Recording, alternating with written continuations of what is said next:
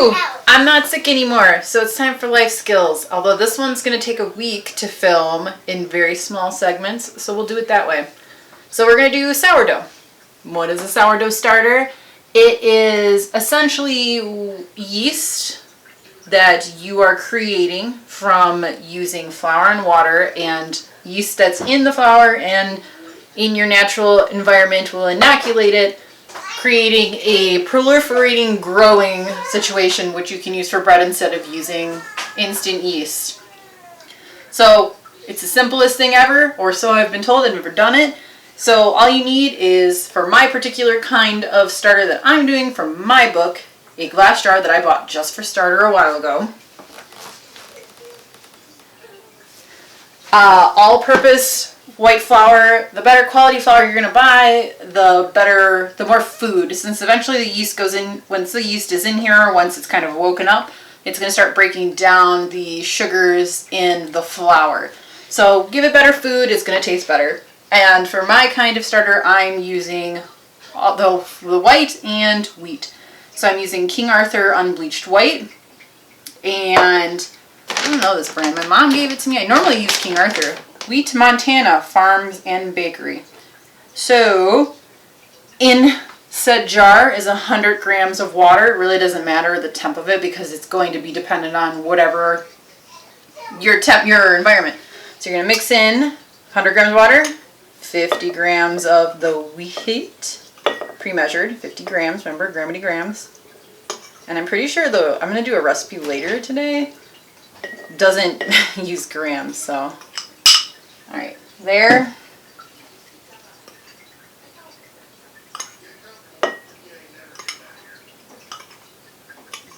And white. Squeeze. And what's kind of nice is if you start a starter, you can use it forever. There's people who use starter that's hundreds of years old, but you won't have to deal with shortages like this quarantine has caused for the yeast market. So mix it up. Just, you're not trying to do anything other than really just getting the flour wet. And what I like to do, because I've done other pre-ferments like bigas and pouliches, what I like to do is I like to just mark it with a dry erase marker about where it's at. So as the days go on, I'll see that rise above that line. And then cover it. I'm just using the lid that this came with. So we'll be back in a day, which it's 3:30. To keep going. So yeah. Okay, day 2, it's actually 6:13, so it's later than the 3:30. But this is day 2. There's really no growth that happens in the early stages of sourdough, or so I'm told. Let's see, what does it smell like? It doesn't smell like sourdough, but it does definitely have a little bit of an odor. My coworker Kathleen actually gave me an established sourdough here, which is probably impossible to see, especially in this limited focus range.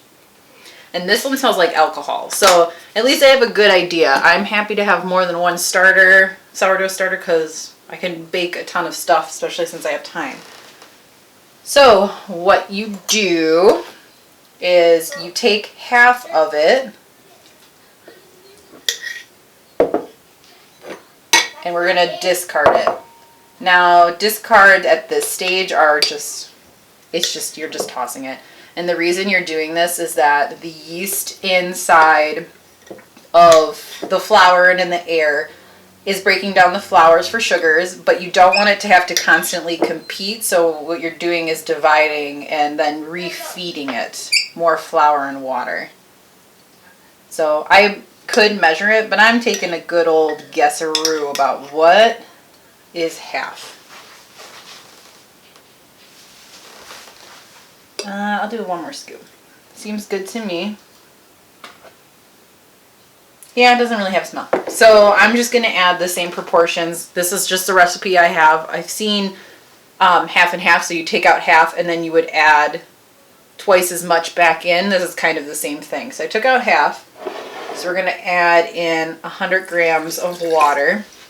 I'm going to break up this flour and water that's in there, the starter.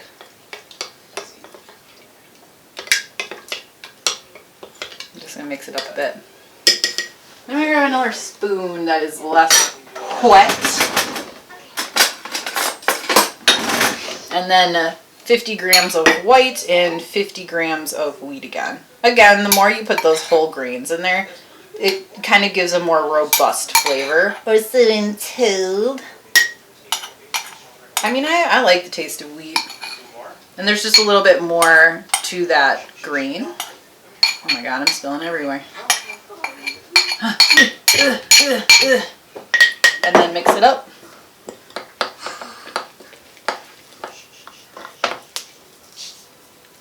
And this should probably, what I've read is by day 3, it should start getting, you're starting to see more activity happening.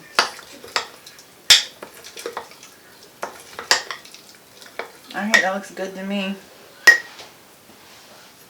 My apartment's not particularly warm, it's still pretty cold out, so cover it up. And I'm going to mark it just in case so I could see what is going on. So there we go. So we'll see you back in day 3.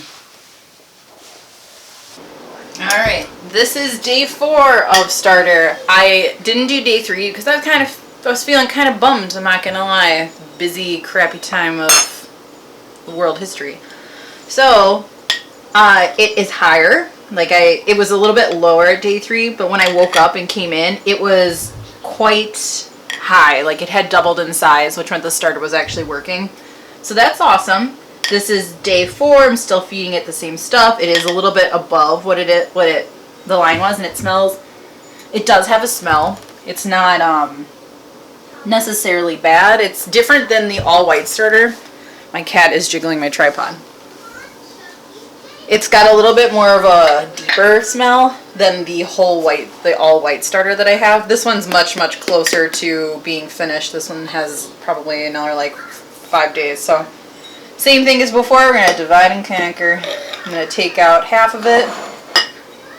The texture of it's kind of a little bit looser than before, but I don't think that's necessarily like a bad thing. I don't know. New to me. New to me. So taking out half, then replacing with 50 grams of white, 50 grams of wheat, and 100 grams of water. And it's a little warmer outside today, but I don't know. This had a little bit more activity when it was a little cooler, weirdly enough.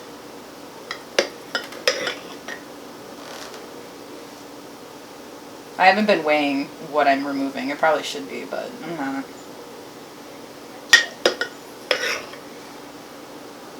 Alright, this looks like half to me.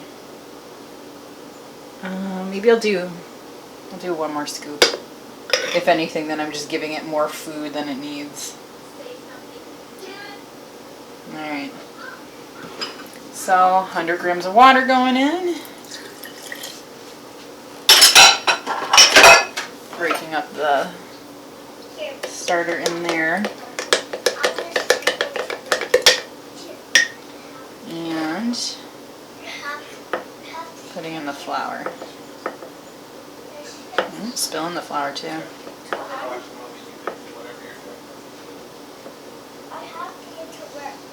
And I will mark it again, just so I can see how much it's growing. I don't know, make me feel like a big boy.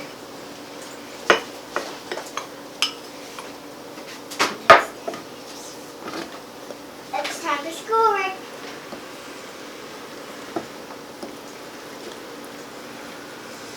Don't need to mix it that much, just need to mix it enough so that the flour is all absorbed.